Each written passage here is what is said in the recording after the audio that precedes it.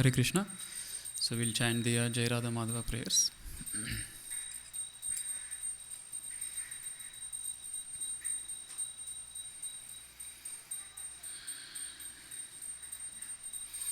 Jayo Radha Madhava Kunja Vihari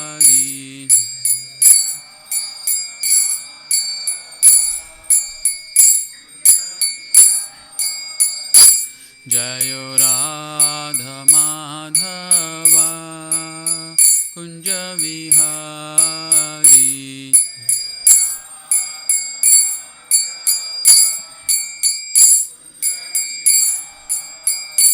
Jaya Gopi Jana Vallabha Girivaradhari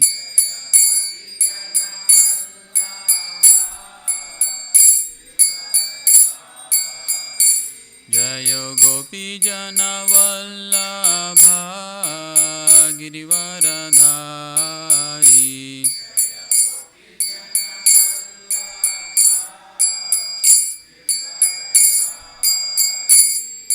Yashodanandana Brajajana Ranjana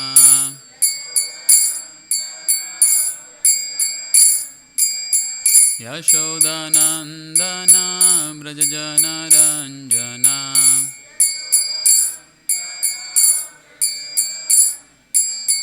Yamuna Tira Vanachari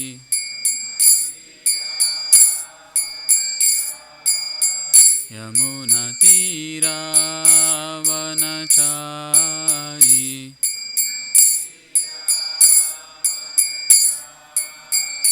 Jaya Radha Madhava Kunja Vihari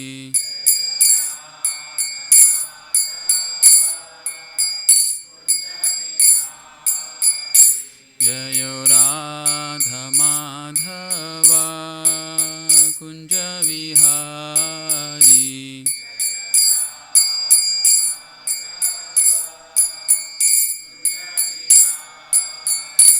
Hare Krishna Krishna Krishna Hare Hare Hare Rama Rama Rama Hare Hare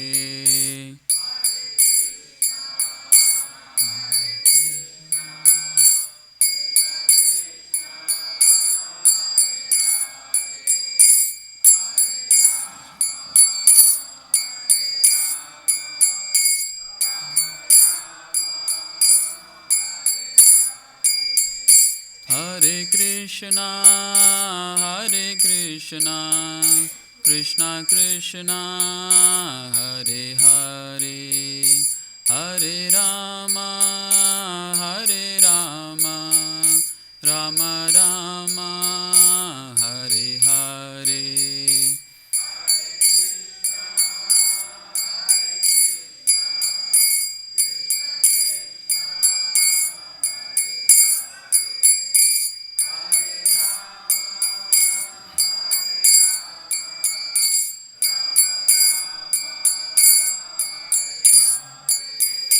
Hare Krishna Krishna Krishna Hare Hare Hare Rama Rama Rama Hare Hare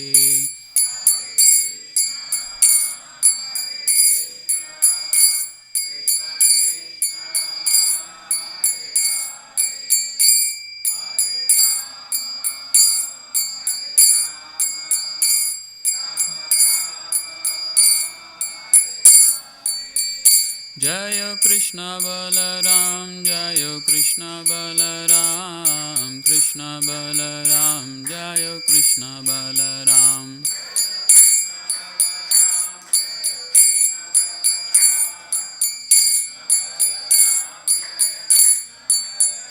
Jayo Gauranitai, Jayo Gauranitai, Gauranitai, Jayo Gauranitai.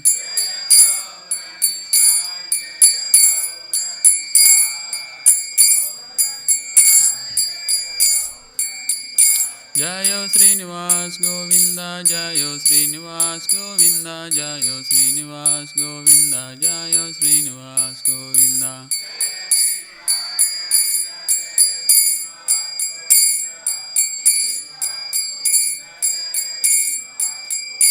Jayo Prahlad Narsimha, Jayo Prahlad Narsimha, Jayo Prahlad Narsimha, Jayo Prahlad Narsimha.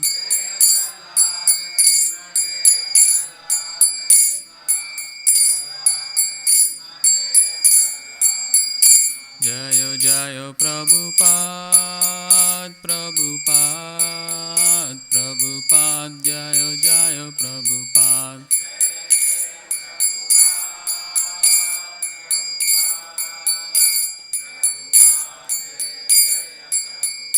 Nittai Gaura Hari Bol, Hari Bol, Hari Bol, Nittai Gaura Hari Bol.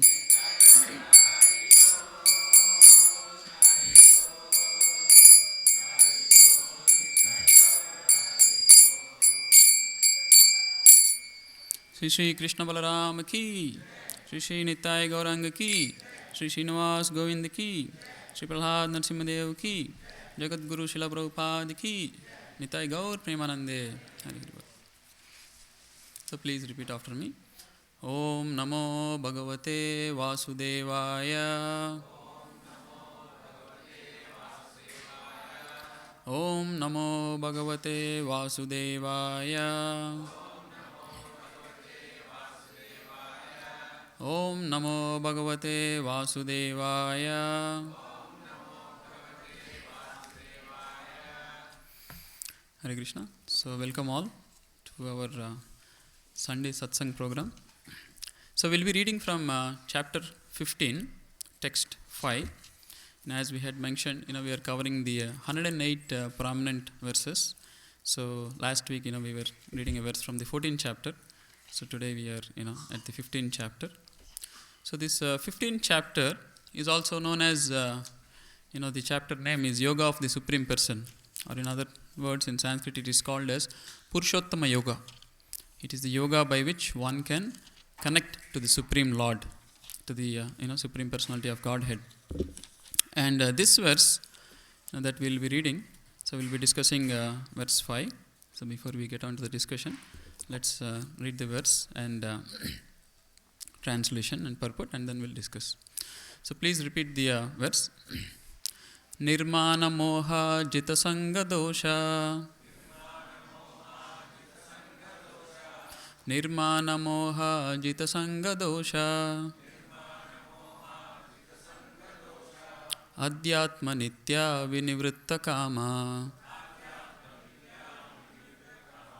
Adhyatma nitya vinivritta kama.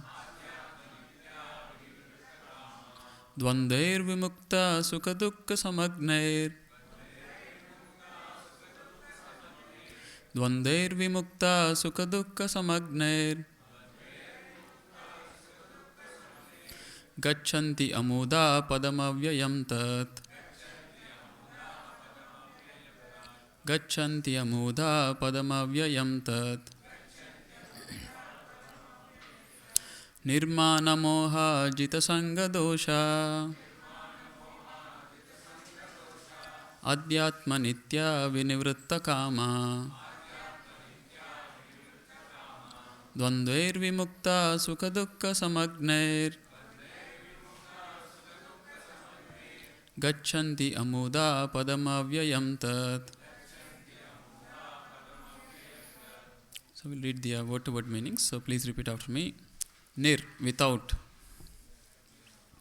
Mana, respect. Mohaha, illusion.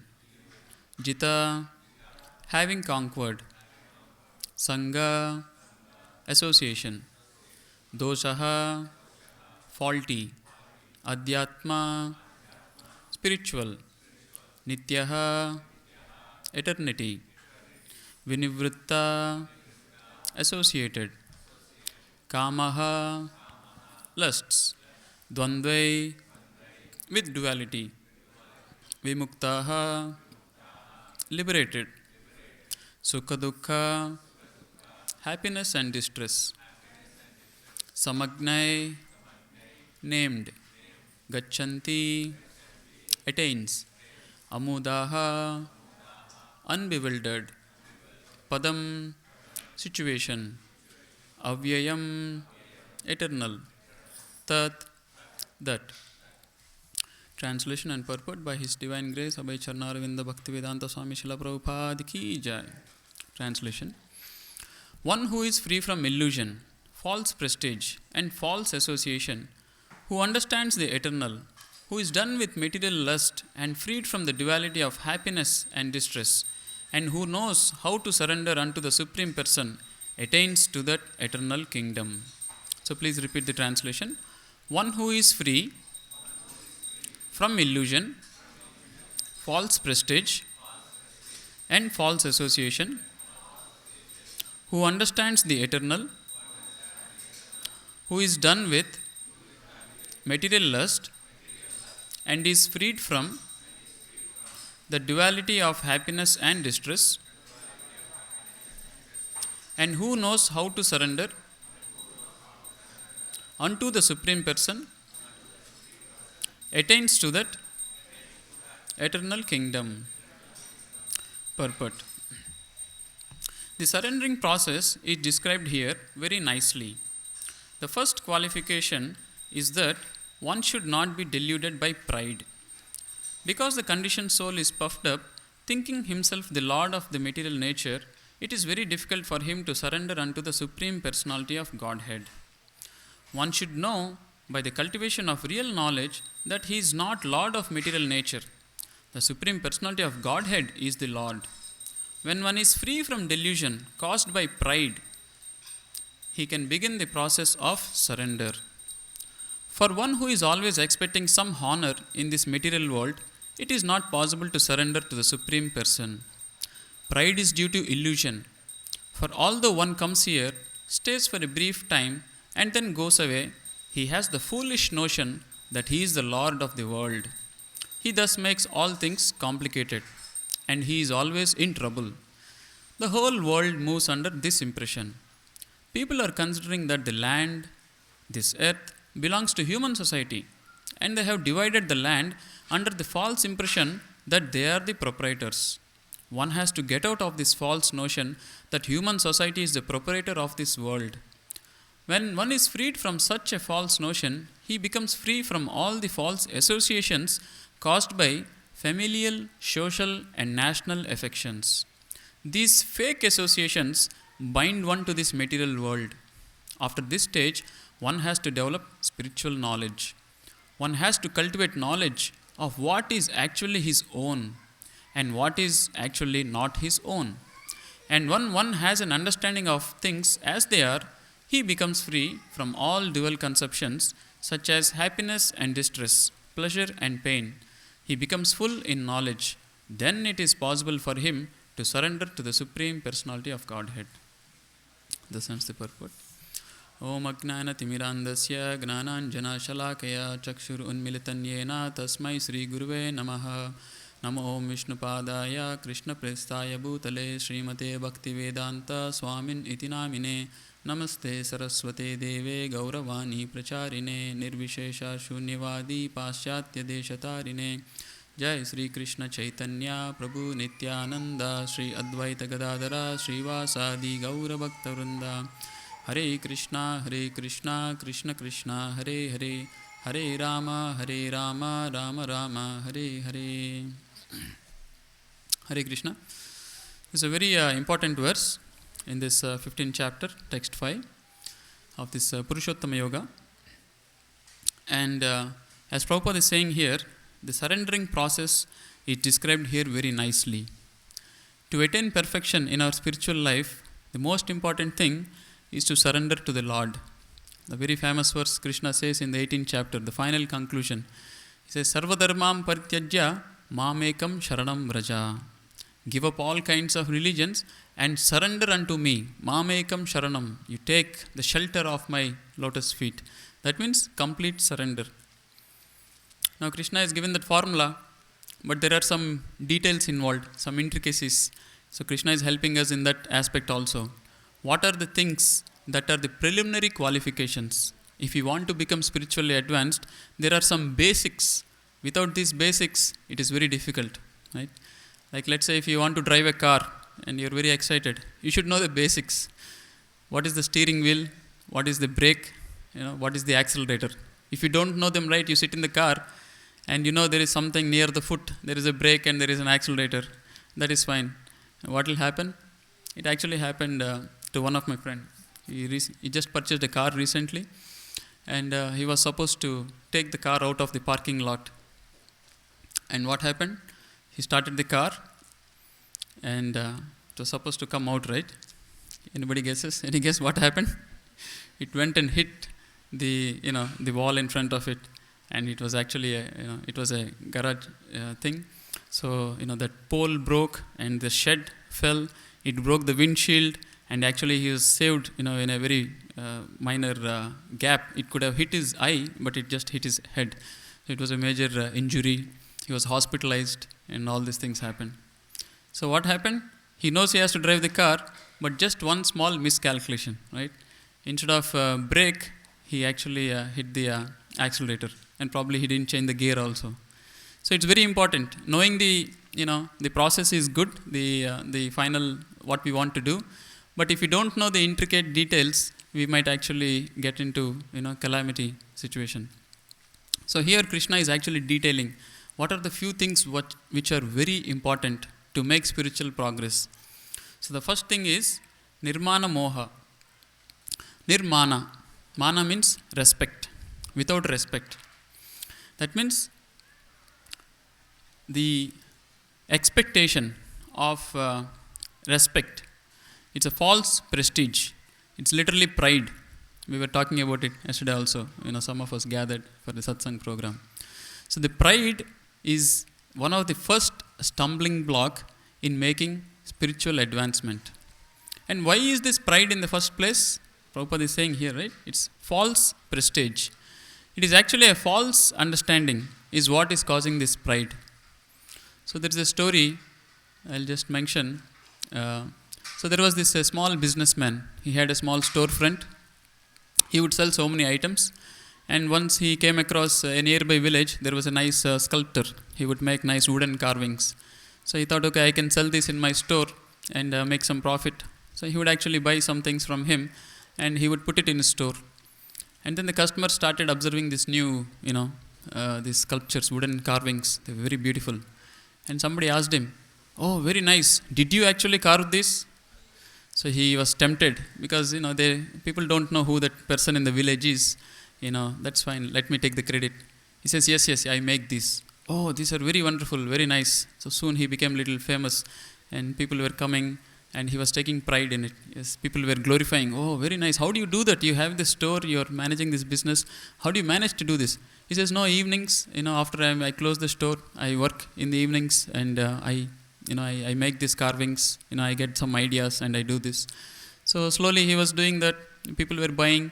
And every evening what he would do, he would go to that nearby village and he would give more order to that person who is making. And he would, get more and he would sell and he would keep taking the credit.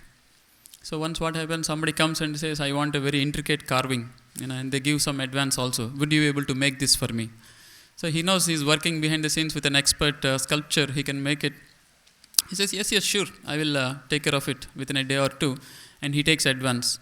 And that day evening, he goes to the, that nearby village and he talks to him. He says, you need to make this thing. Can you make it? He says, sure, yeah, give me a few days.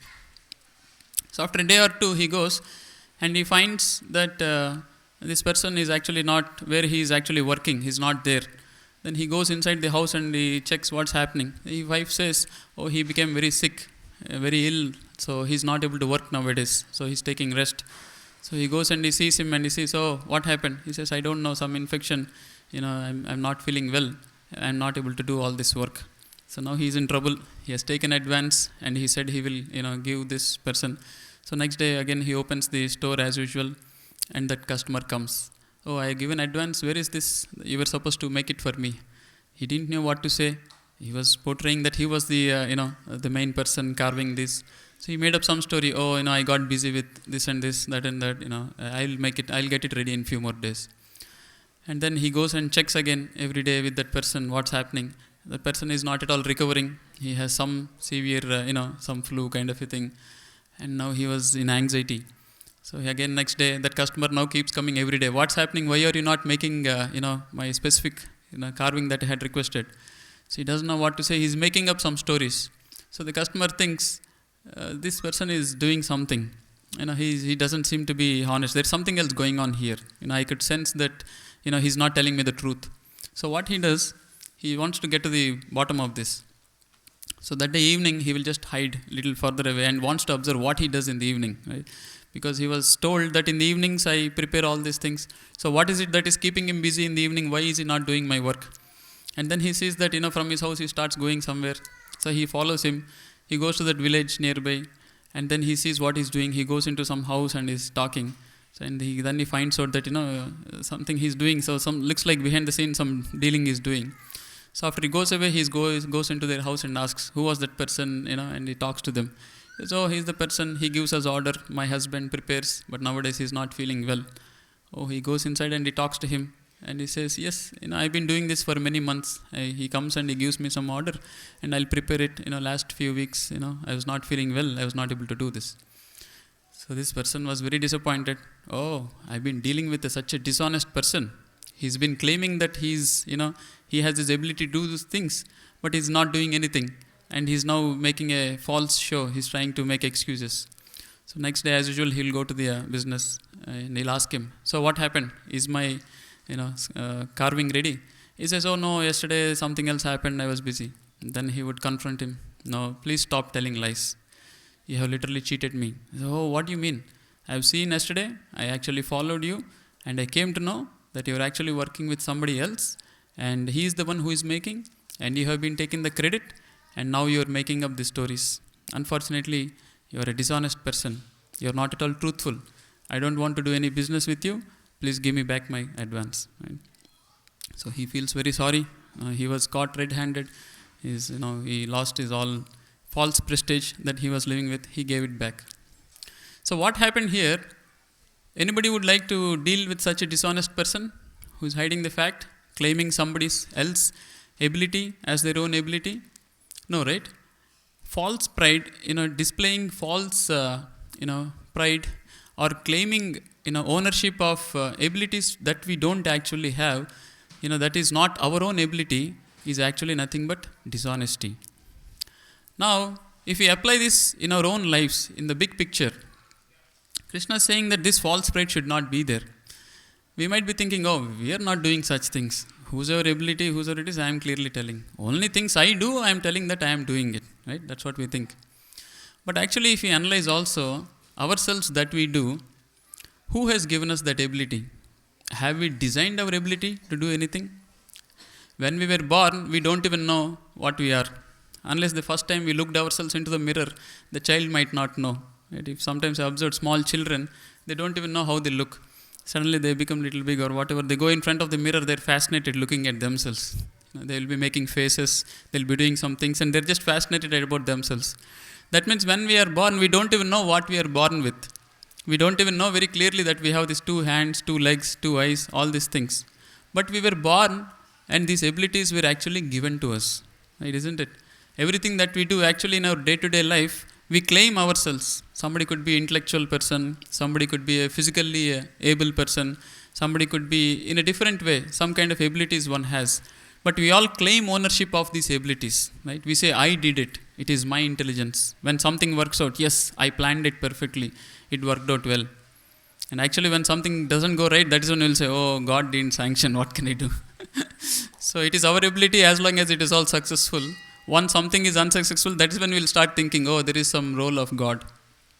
But actually, if you analyze it deeply, any ability that we have got is actually not ours. It was given to us. It was given to by to us by God himself. And any able person, that whatever he is able to do, can he continue to do that all his life? Once the ability is taken away, he can't do, right? For example, take an example of a heavy weightlifting champion, right? He can lift 150 pounds, 200 pounds or whichever. But can he claim the same thing, or can we expect the same thing when he becomes old, 70 years, 75, 80 years? Can we expect, oh, when you were 35 years, you got this award, can you lift this 200 pounds for me? He can't. What happened? It's the same person, right? The ability was taken away. He was controlled by this laws of nature. The body will become old. So that means the same person, there was a time he had the ability, and there was a time he did not have the ability. So that ability is not in his control at all. It has been given at a particular time of his life, and at a different time it is being taken away. So we should be cognizant of this fact that all our abilities, because of which we claim respect, we claim pride, we become proud of our designations, our abilities and our activities. We have to understand that these are actually not my own abilities. These were given to me by the Lord. So a sincere person, just like we should not be dishonest, right? Nobody likes to do dealings with a dishonest person. So in the same way, if we really want a good relationship with the Lord, we have to stop being dishonest. We have to acknowledge that all our abilities, everything that we have, is actually given by the Lord. And when somebody is actually glorifying any of our individual ability, we should give the credit immediately to God. Oh, God's given ability. Who am I? Right? He has given. So somehow through him, through me, something has happened. But ultimately the ability, everything belongs to God. So this is very important. And to get closer to Lord, this is very important. We should not have any pride at all. So that's very important thing. And then Krishna himself says why this pride is there. Nirmana moha, because of illusion. Because we are illusioned that, oh, this is my power, my ability, my creative activity. So that illusion, when it goes away, is when we can actually be prideless. So how can illusion go away? By knowledge. So Prabhupada here says very nicely, one should know by the cultivation of real knowledge that he is not Lord of the material nature. So this is the important thing. What we are doing here, we are discussing, we are actually cultivating the real knowledge. We are introspecting, we are dissecting our existence, and we are actually identifying that our ability is not our own ability, it is actually God-given ability. There is a nice pastime, that happened, nice or not really nice. When Lord Krishna disappeared from this world, Arjuna, when he came to know, he was actually given in charge of taking care of all the queens of, Lord Krishna, because they disappeared. So he wanted to give them protection, and he was thinking, okay, I will take them to, Hastinapura, will take care of these queens over there because Krishna has left. So he was traveling from Dwaraka to Hastinapura, and what happened? On the way, some cowherd men, who were not really warriors or anything, they would actually plunder all the queens. They would take away and they would actually even kidnap the queens away. And Arjuna could not protect them. He was shocked. He says, and then he goes back to Yudhishthira. He says, what happened, Arjuna? You look so morose, so disappointed. What happened? He says, oh, Yudhishthira, I have realized that all my strength, all my ability, everything was actually nothing, actually was mine. It was Krishna who gave me the ability, because of which, I came out as a great warrior in Mahabharata, but I had the same Gandiva. I am the same Arjuna. And I could not even fight some cowherd men who were plundering and kidnapping the wives of Krishna. So it was, it was, this Leela that happened, it shows that Arjuna, such a great warrior, there was some level of pride in him. Right? But Krishna uses his devotees to show these things. So the same Arjuna could not forget about fighting, these great warriors like, Karna or others, or Bhishma that Arjuna would fight. Just simple cowherd men, what would they have? Arjuna could not even protect, he could not even fight those people. So that is a practical realization Arjuna himself had that, and then he says, now I realize that it was actually Krishna that had given me all this strength. And it was because of Krishna is why we actually won this war. Whatever we have, everything, all ability was given by Krishna himself. Right? So that's a practical, incident that happened in the history. that proves that all our abilities are actually given by Krishna. And the rightful owner of any credit of any ability is Krishna. And once we start taking credit, once we start expecting respect for our ability, that means we are being dishonest. And who would like to have dealings with a dishonest person? And how can we have dealing with the Supreme Lord if you are being dishonest, right? So that's the first stumbling block of this thing. And the opposite of pride is humility, right? Humble. What does a humble person mean? He has no pride. He is not puffed up.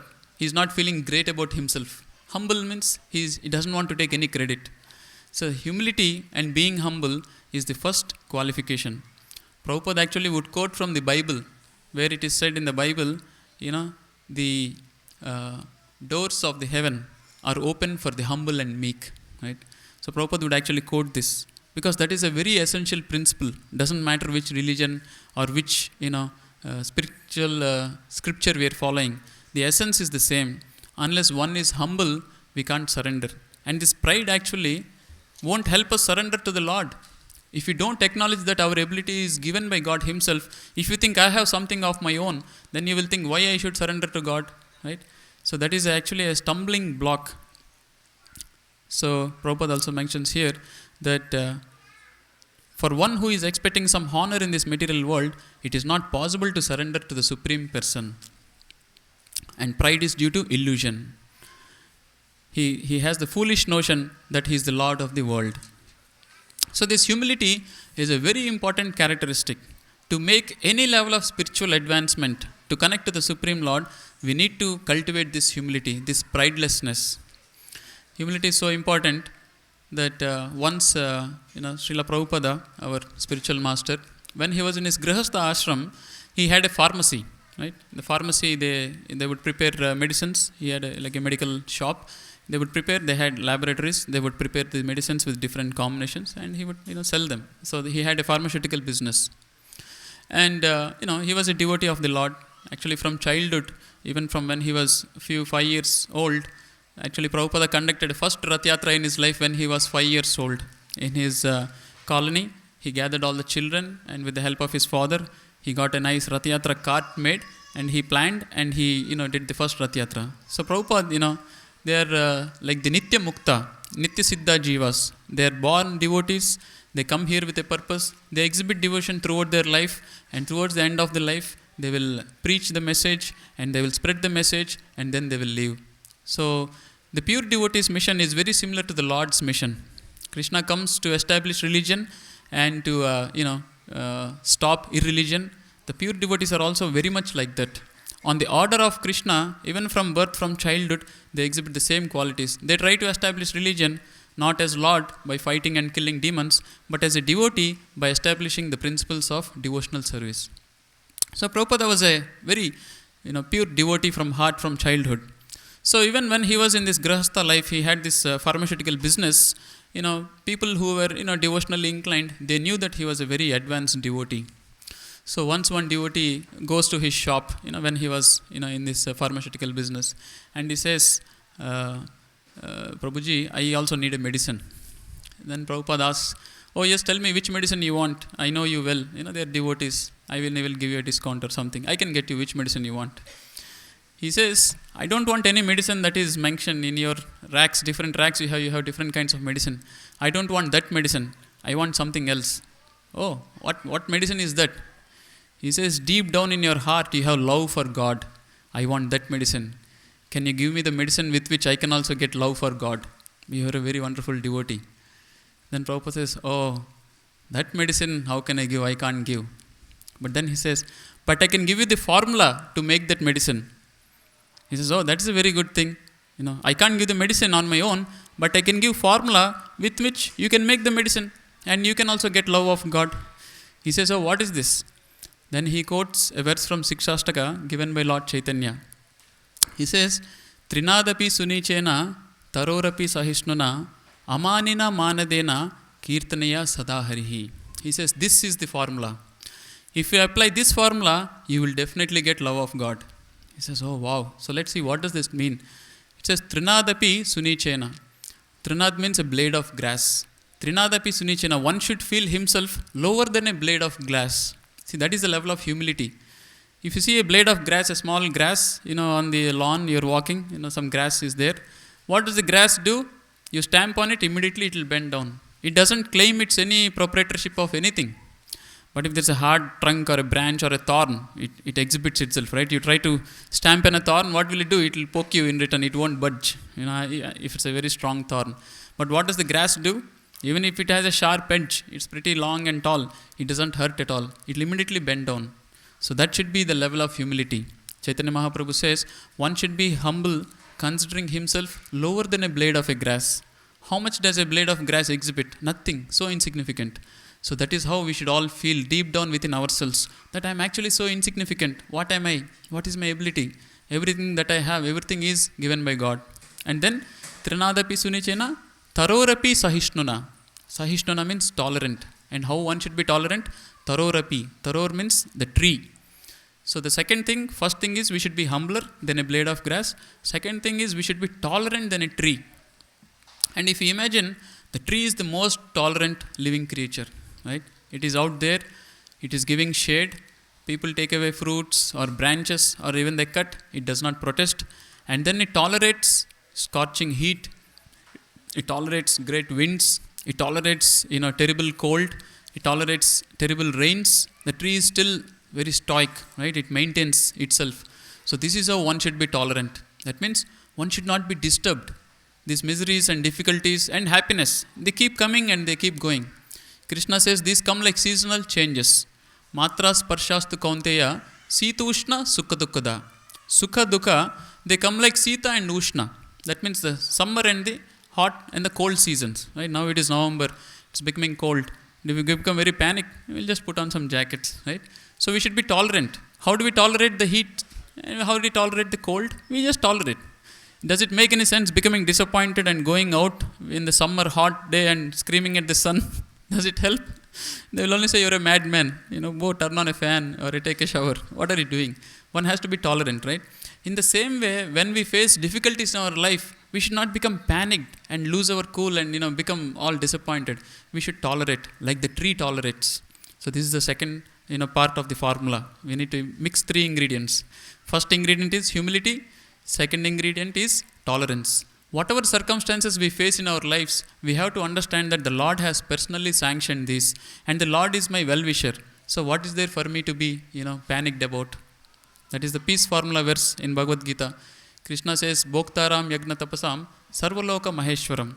I am the Supreme Lord. I am the Lord of all beings. Suhrudam Sarva Bhutanam. And I am your well-wisher. Sarva Bhutanam, every one of us. He is not just the well-wisher of any single person here and there. He is saying, I am everyone's well-wisher. Suhrudam Sarva Bhutanam. And then he says, Gnatva Mam Shanti Michati. By knowing this, one can be peaceful. So this is the formula for peace. If you don't know this formula, if you don't know the Lord is my well-wisher, immediately something happens, we are panicked. Oh, how is this happen? Oh, I went to the temple, I did some donation, I did some puja. How did God do this to me? Immediately all these things mind will give. We should immediately deflect all these thoughts to the mind. No. Krishna said in Bhagavad Gita, He is my well-wisher. So what is there for me to be worried about? Right? So that should be the strength for our tolerance. Do we blindly be tolerant? No. We will be tolerant by understanding the fact that Lord is my well-wisher. I am praying to the Lord. So Lord is personally taking care of me. Right? And then the third thing is, Amanina Manadena. This is the next thing. You be humble, you be tolerant, and Amanina, without expecting any respect. Actually, it is a sign of humility. If you are already humble, you don't expect respect. If you are being humble and you are expecting respect, oh, he is the most humble devotee, then again you are in trap.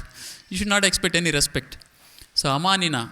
And then, not just expecting respect, but give all respect to others. We should be ready to give all respect to others. And this, if we do, and how can we respect others? Unless we are prideless and unless we see some good qualities in others. And how does somebody have good quality? That is also given by the Lord to him. At the same time, we don't put somebody down. Oh, all your abilities useless. Anyway, given by God, you have nothing, no credit. No. You have some good karma. You did something good in the past life, because of which Krishna gave you that abilities. So you should acknowledge, you should appreciate. Yes, you are a blessed soul. Oh, you have done something good. You have been recognized by the Lord. That Lord has given you some abilities. You are fortunate and I am very happy for you. This is how we should give respect. So this is the formula Prabhupada gave, and this is what even Krishna is saying here, that Nirmana Moha. This illusion, if we go away, if we cultivate this knowledge, with the knowledge we can cultivate this humility, we can cultivate the tolerance, we can cultivate this aspect of giving respect to everybody and not expecting respect. With this, one can easily surrender to the Lord. And here there is a sequence mentioned here. What happens once we do this? We will naturally give up other things like false association, and we will be done with material lust and freed from duality of happiness and distress. And all this, how will it come? By cultivation of knowledge. This Jita Sangha, giving up false association, is also an important thing. Once we understand our constitutional position, by cultivating knowledge, we give up false association. What are false associations? It is mentioned here that I belong to a particular society, right? I belong to a particular family. I belong to a particular country. We make these boundaries for ourselves, but these are all very temporary boundaries. It is like a role play. If you are on a stage, you are playing a role of a so-and-so person. Does it make sense if you think that you are that role, you are that person? It does not make sense, right? So our lives is also like a role play on a stage. This world is a stage. We take birth, we enter the drama, and you are son of somebody, your daughter of somebody, your father of someone, your wife of someone, husband of someone, you have so-and-so, and then one fine day we leave this body. Again, next life, somewhere else we will be born. So every life is a stage on a drama going on. If you understand that aspect, then we won't really have attachment. Just like a theatrical artist, he does not have attachment to the stage and the set, right? He does not have, he knows it's a false setting. Everything is a false thing. Let's say he is playing the part of a householder, and there is a set for a sofa set, and there is a set for a house and a TV, and suddenly the TV breaks. Will he be so upset? Like, anyway, this is stage drama. What is there? I am just playing a small role. The TV is broken. They will fix it. So we should come to that understanding. If we understand ourselves that we are here, like Prabhupada says very nicely, we are here for a very short, brief time, and again we will leave. So what does it make sense to have any attachment to anything over here? It does not make sense. So this correct understanding of our existence will help us get rid of this false association also. And that will also help us to free ourselves from the duality of happiness and distress. And the last thing, who is done with lust, this material lust, this lust is deep down in the heart. How do we get rid of this lust?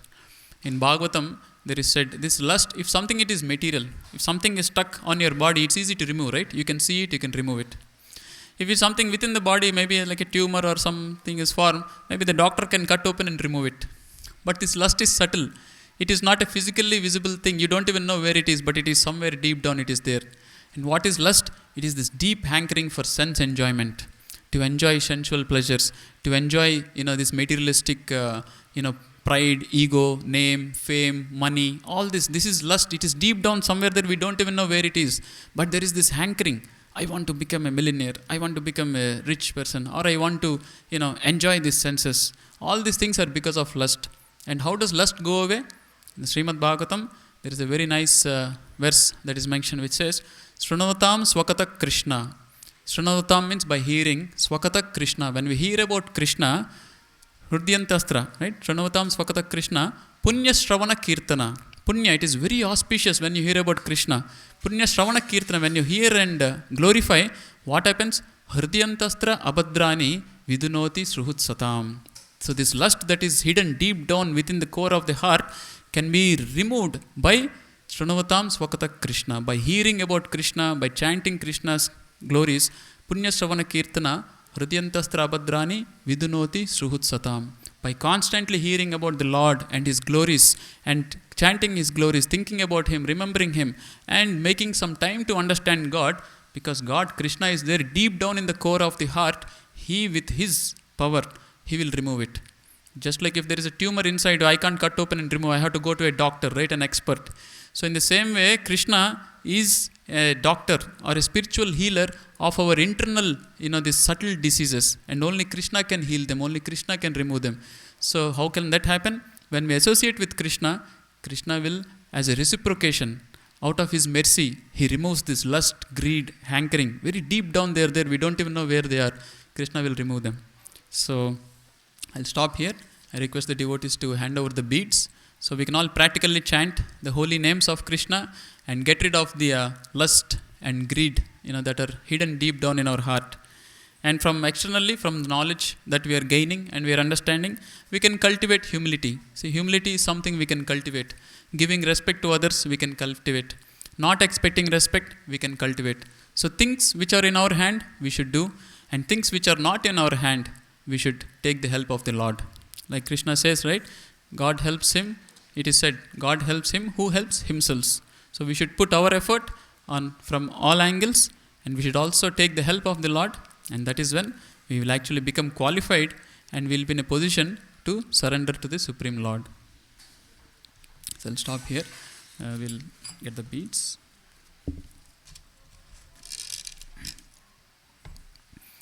So while they're handing over the beats, anybody has any quick questions, comments, anything? Yes. Sorry? What if you are atheist? Oh, what if you are an atheist? If you are an atheist, that means you have improper understanding. So one has to get proper understanding. Like, what is the simple formula? Atheist, he says there is no God. I'll give you a small example. If I bring a robot here, right, and it has 2 cameras to sense, it has a speaker, it has microphones, it has some joints, connections, and I do some operation, it will walk around, it can take pictures, zoom, focus. You throw something, it will raise its hand and it will catch. And then you say, wow, wonderful robot, where did you get it from? I'll say, I was walking on the street, there was a pile of dirt every day. Suddenly, one fine day I found it. I think the pile of dirt converted into this robot. You'll say, come on, stop joking. Tell me who made this. It has to be Honda or Toyota or Boston Dynamics. Somebody has manufactured it, right? We don't believe something like that, to happen on its own, but we believe ourselves, our body happened on its own. We have 2 eyes. Aren't they like amazing cameras which can focus? How many megapixel? I don't know, right? Don't we have the speaker, or the mouth? Don't we have the microphones? Don't we have all the joints? Don't we have the whole nervous system, electronics, mechanical, civil, complete arrangement? Everything happened by chance. This is what the atheist is saying, right? So atheist is nothing but foolishness, complete illogical. So atheist has to just, use little brain and think about things. And naturally, if he is sincere, he will become a theist. And actually all great scientists and great philosophers, sincere people, they were all theists. Albert Einstein, he believed in God. All the sincere, scientists and truth seekers, they are actually theists. They haven't read Bhagavad Gita, but they understood how can this happen on its own, right? So because we are running out of time, so we'll go on to chanting. So please repeat the Panchatattva Guru Pranam mantra and Panchatattva mantra, and we'll all chant the Hare Krishna mantra together. Nama Om Vishnupadaya Krishna Prestaya Bhutale Srimate Bhaktivedanta Swamin Iti Namine Namaste Saraswate Deve Gauravani Pracharine Nirvishesha Shunyavadi Paschatya Deshatarine Jai Sri Krishna Chaitanya